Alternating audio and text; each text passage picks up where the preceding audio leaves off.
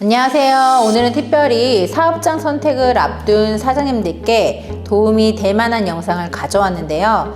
사업장을 고르기 위해서 이것저것 알아보다 보니 지식산업센터라는 것도 보이고 업무시설이라는 것도 보이는데 도대체 이 두 개가 뭔지도 모르겠고 무슨 차이가 있는지도 몰라서 고민하신 적 있으신가요? 그렇다면 오늘 영상 끝까지 시청해주세요. 제가 지금 바로 지식산업센터와 업무시설이 무엇인지 그리고 어떤 차이가 있는지 낱낱이 파헤쳐 보겠습니다.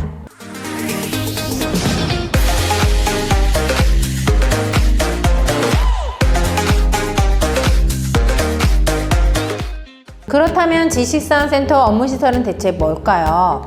업무시설은 어느 정도 익숙하실 것 같은데요.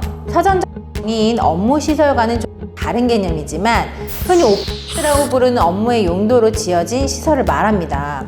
그에 반해 지식산업센터는 조금 낯서시죠? 그러면 혹시 아파트형 공장이라는 말은 들어보셨나요? 네, 지식산업센터가 바로 아파트형 공장인데요. 제조업, 지식산업, 정보통신산업을 영위하는 사람이나 지원시설이 복합적으로 입주할 수 있는 3층 이상의 집합 건축물을 2009년 이전엔 아파트형 공장, 또 2009년 이후엔 지식산업센터라고도 부르기도 했어요. 너무 어렵죠? 지금부터 정말 궁금해하시던 이 둘의 차이점을 설명해 드릴게요. 첫 번째, 업종 제한입니다. 업무시설의 경우 특별한 업종 제한이 없습니다. 그에 반해 지식산업센터는 공장시설이나 지원시설이냐에 따라 그 용도에 맞는 업종만 입주할 수 있는데요. 공장시설에는 제조업, 지식기반산업, 또 정보통신산업, 또 벤처기업 등이, 또 지원시설에는 1, 2종 근린생활시설, 또 영업지원시설, 복지지원시설만이 입주가 가능합니다. 단 아래 자막에 나와 있는 것처럼 조건에 따라 입주가 제한될 수 있으니 주의해 주세요. 두 번째, 세제 혜택입니다. 업무시설의 경우 별다른 세제 혜택은 없습니다. 반면 지식산업센터는 직접 분양받거나 전매로 취득한 개인 사업자에게 취득세 50%, 재산세 37.5%를 감면해주고 있는데요.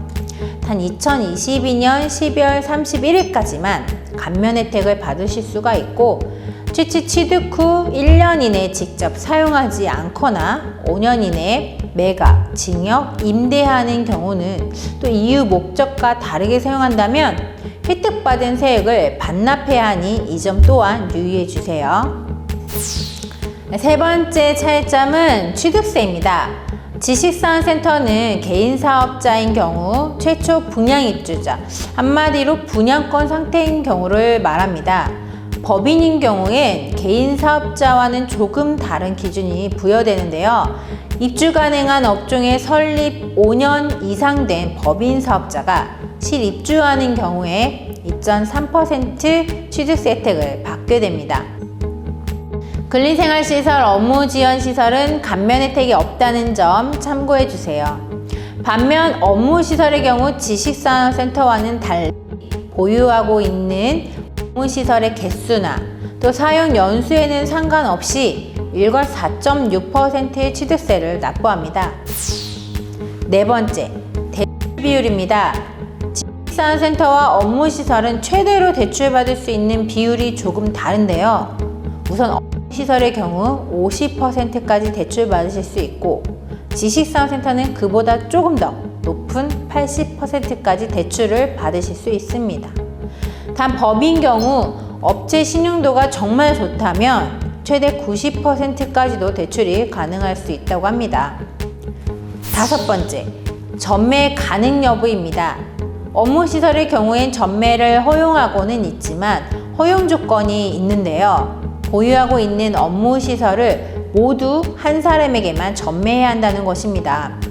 만약 2개의 오피스를 보유하고 있을 때 두 사람에게 각각 1개의 오피스를 전매할 수는 없습니다. 또한 하나의 오피스를 공동 명의자인 2명에게 전매할 수도 없습니다.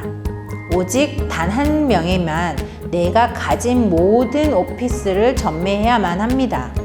반면 지식산업센터는 별다른 조건 없이 전매가 가능한데요. 다만 세제 혜택에서 말씀드렸듯이 취득 후 5년 이내에 실사용자가 바뀐다면 감면받은 세액을 모두 반납해야 하니까 사실상 조금의 리스크를 감수하셔야 합니다. 그 외에도 관련 법률이나 임차 자격 조건들의 차이점이 있으니 표의 내용을 참고해 주세요.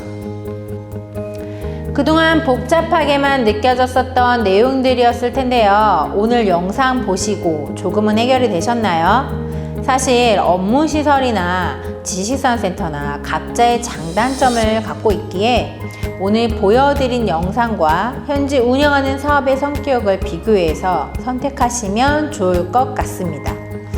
이건 약간의 팁인데요. 사실 2020년 이후에 아파트 부동산 거래량은 줄고 업무시설의 부동산 거래수가 늘어나고 있어요. 근데 제가 말씀드리는 거지만 거래량은 시세와 연관이 될 수밖에 없는데요.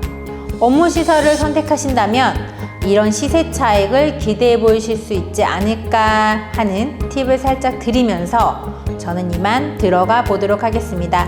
그럼 저는 더 유익한 내용으로 돌아오겠습니다. 감사합니다.